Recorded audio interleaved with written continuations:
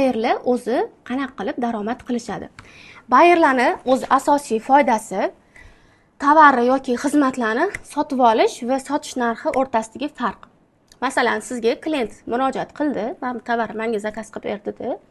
Siz uni shunchaki o'zi narxida zakaz qilmaysiz. Albatta, sizni yerda uslugingiz bo'ladi.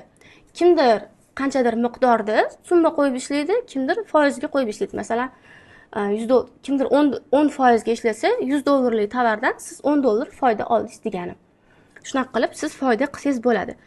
Xo'p, lekin buni bayer bo'lishi, boshqa bayer bo'lib daromad topishi boshqa yo'llari ham mavjud.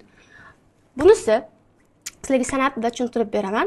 Sotuvchilardan komissiya olish. Bu degani butiklarmi, qanaqadir do'konlarmi sizga murojaat qilishsa, qanaqadir optim tovarlar zakaz qilishi, sizga siz o'sha xizmatingizdan foydalanmoqchi bo'lsa, siz ularga qanchadir miqdorda komissiya qo'yib berishingiz mumkin. Masalan, men o'zim ham bitta butik bilan ishlayman. Oyiga $2-3 ming tovar zakaz qiladi. Polni men do'konni to'ldirib beraman. Optim olgani uchun narxlarini kelishtirib qo'yib berganman va oyiga $300-400 o'sha bitta butikka o'zidan men foyda qilaman. Yoki bo'lmasam siz bayer bo'lsangiz, tovarni ustiga qo'yib sotishingiz mumkin. Masalan, hozir qish kelyapti. Qishda nimalar ko'p ketadi? Masalan, oyoq kiyim ko'p ketishi mumkin yoki bo'lmasam detskiy qo'lqoplar, detskiy shapkalar, mana shunaqa kolgotka deymizmi, mana shunaqa tez ketadigan narsalarni olib keltirib qo'ysanglar, o'sha payt hammaning ehtiyoji bo'lsa, shu narsaga o'shani olib keltirib tez sotib tashlasanglar bo'ladi. U paytda masalan yoki qaysidir saytda skidka bo'layotgan bo'lsa, o'sha narsa tez ketadigan bo'lsa, o'shandan ham siz foydalanib sotib olsangiz arzon narxda, bemalol keyin uni klientlaringizga sotib tashlasangiz bo'ladi. Uchinchi yo'li konsalting yoki o'sha zo'r chegirmalarni taklif qilish. Bu deganda sizga klientlar murojaat qilishadi. Masalan, menga mana bunaqa tovar kerak, qayerdan qarashni bilmayapman. Siz u bilan qanaqadir uchrashuv belgilaysizmi yoki bo'lmasam onlayn konsultatsiya berasizmi? O'zingizni xizmatingizni sotish mumkin yoki bo'lmasam klient o'zi zakaz qilishni xohlayotgan bo'lishi mumkin. Masalan, Amerikadan qanaqadir kosmetika zakaz qilmoqchi. Siz buni bilasiz va sizdan yordam so'rayapti. Shuni qanaqa zakaz qilishni bilmayapman, sizdan konsultatsiya olmoqchiman. Ha, bo'ldi, xo'p. Masalan, meni bunaqa konsultatsiyalarim narxi $200 turadi. Siz ham o'zingizga narx belgilab olib, klient bilan uchrashuv belgilab, bemalol o'sha yerda xohlasangiz klientni xohishidan kelib chiqib, o'sha o'zi xohlayotgan narsalarni tanlab, xohlasangiz zakaz qilib bersangiz bo'ladi, yoki bo'lmasam uni klientni o'ziga o'rgatib qo'ysangiz bo'ladi. Shunda siz 2 soat ichida bemalol $200 ishlab olishingiz mumkin. Endi daromadli savdo yo'nalishlari top 5 tasi haqida sizlarga hozir gapiraman. Buni oldin ham aytdim. Hozir Turkiya, Xitoy, Amerika, Angliya, Germaniya. Xitoyni bilasizlar, juda ham imkoniyatlari ko'p va yildan yilga oshib boradi. Hozirda eng zo'r ketayotgan saytlar bu Taobao sayti, Pinduoduo sayti, 1688 va WeChat. Agar siz Taobao'ni o'rganadigan bo'lsangiz, ertadan siz xohlagan tovaringizni zakaz qilishingiz mumkin. Xohlasangiz dona, xohlasangiz optim zakaz qilsangiz bo'ladi-yu, lekin sal vaqtingizni oladi, lekin qilsangiz bo'ladi. Kiyim-kechaklari, detskiy ayniqsa, sumkalari, oyoq kiyimlari vobshe zo'r kачествоda keladi. Hattoki $2 ga sumka zakaz qilsangiz ham kачествоsi sizni uyaltirib qo'ymaydi. To'g'ri, $2 ga $100 kачестводagi tovar keladi demoqchi emasman, lekin o'sha narxga arziydigan zo'r tovar keladi. Bemalol o'shaning uchun Xitoydan foydalanishingiz mumkin. Pinduoduo saytini, Pinduoduo programmasini oladigan bo'lsak, erta narxlar nisbatan Taobao'dagidan arzonroq, lekin erta nima uchun arzon? Taobao o'zi birgalikdagi xaridlar degan, Pinduoduo birgalikdagi xaridlar degan ma'noni bildiradi. Erta siz bitta tovar sotayotgan paytingiz, boshqa odamlar ham siz bilan baravar sotayotgani uchun, optim sotilayotgan bo'ladi. U tovar o'shaning uchun narxi arzonlashtirib berilgan bo'ladi. Keyingisi Pinduoduo programmasi o'shaning uchun o'zi uchun xarid qiladigan odamlarga to'g'ri keladi. To'g'ri, onlayn shop uchun ham foydalansangiz bo'ladi, lekin ko'proq o'zi uchun xarid qiladiganlarga to'g'ri keladi bu programma. Keyingi programma, agar siz onlayn shop ochayotgan bo'lsangiz, niyatingiz bo'lsa, 1688 programmasidan tovar olish juda ham siz uchun vyigidni hisoblanadi.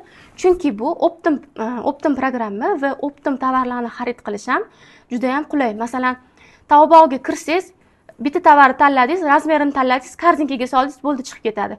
Yana o'shanga kirasiz, boshqa razmerini tanlaysiz, korzinkaga soldingiz, yana chiqib ketadi. 1688 unaqa emas. Bitta tovar tanlaysiz, razmerlarini baravar tanlab tashlaysiz, ranglarini tanlab tashlaysiz, hammasini bittada korzinkaga solsangiz bo'ladi.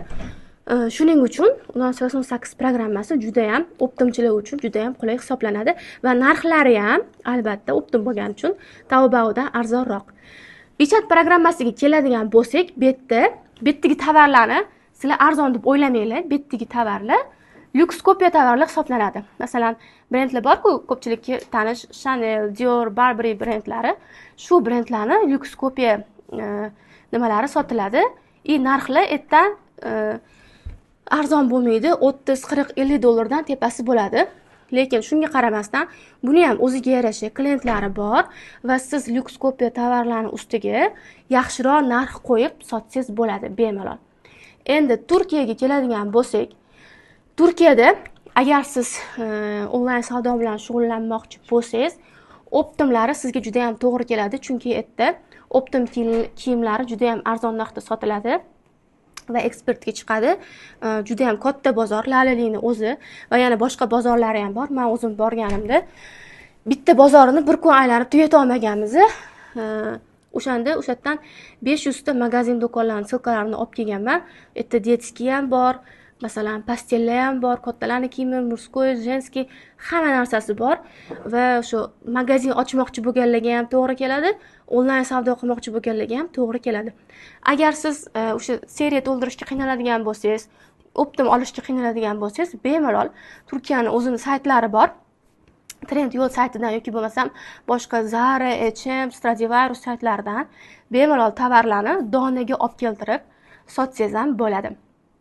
Endi Amerikaga to'xtaladigan bo'lsak, meni o'zim eng qiziqib, mazza qilib ishlaydigan programmalarim bu Amerika hisoblanadi. Hozirgacha aytib beraman.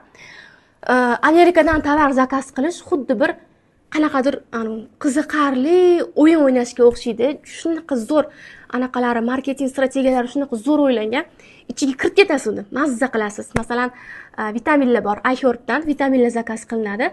O'shani o'zidan agar siz bilsangiz, zo'r tushunsangiz, programmani zo'r o'rganib olsangiz, saytda o'zidan ham pul ishlasangiz bo'ladi, nafaqat klientdan. Men masalan zakaz tushsa, menga vitamindan klientda o'zidan ham pul ishlayman. Saytda o'zidan ham pul ishlayman. Bu ikkalasidan tashqari yana ularda cashbackning sistema bor, xuddi o'zimizdan soliqimizga o'xshagan.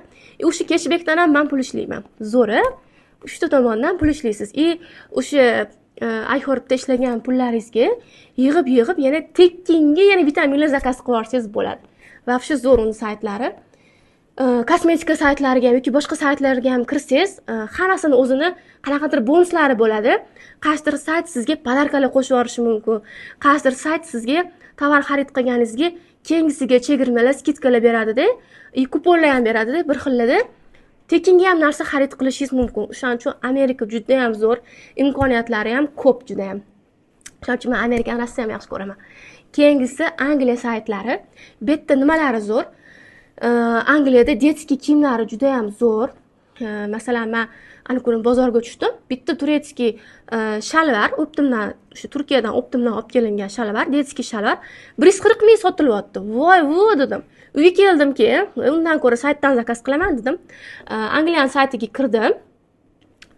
15 dollarga o'sha shalvarning kачествосidan ham zo'r shalvarlarni 3 tasini sotyapti 15 dollarga. Qaranglar, qanaqa imkoniyat, qanaqa bu yerda narx o'ynayapti. Bitta shalvari puliga siz Angliyadan, turetskiy emas, Angliyaning brendidan 3 ta o'sha detskiy shalvar olib keltirishingiz mumkin.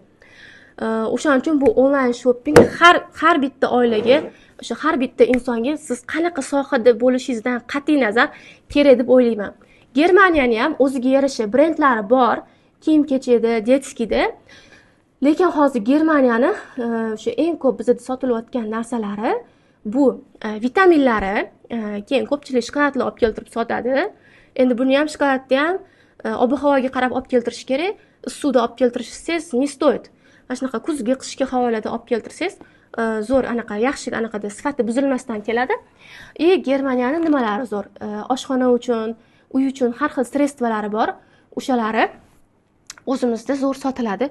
O'zi asosan mana o'zimizdagi bozorlarni ham olib qarasanglar, mana shu davlatda tovarlar sotiladi. Xitoy, Turkiya, Amerika, Angliya, Germaniya, boshqa masalan davlatlar tovar olib kelish qiziq emas odamlarga asosan mana shu davlatlardan o'sha sredstvalar, kiyim-kechaklar, idish-tovoqlar, vitaminlar, kerak bo'lsa kitoblar olib keltirib sotsa ham bo'ladi. Kitoblar deganimga hozir esimga tushdi. Kitoblarni Xitoy bilan Amerikadan olib keltirish maslahat beraman. Hozir detskiy hamma bolalarning rivojlanishi uchun hozir hamma urg'u beryapti. Ayniqsa ingliz tili kitoblari tug'ilgandan boshlab masalan chaqaloqlar uchun ham даже kitoblar bor, o'shab ko'rib, unda bossa ovozini chiqarib hayvonlarni tovushli. O'shanaqadan boshlab har bitta yosh uchun o'ylangan kitoblar mavjud. Shunaqa kitoblarni sotadigan o'quvchilarim bor, juda ham zo'r ketadi. Katta-katta blogerlar reklama qildirishadi o'sha kitoblarini. Bu ham juda ham zo'r nisha hisoblanadi. Meni o'zim ham kitob oladigan bo'lsam, o'sha Amerikadan yoki Xitoydan olaman, chunki bir xil amerikanskiy kitoblar narxini Xitoydan solishtirsangiz, Xitoyda arzonroq bo'ladi.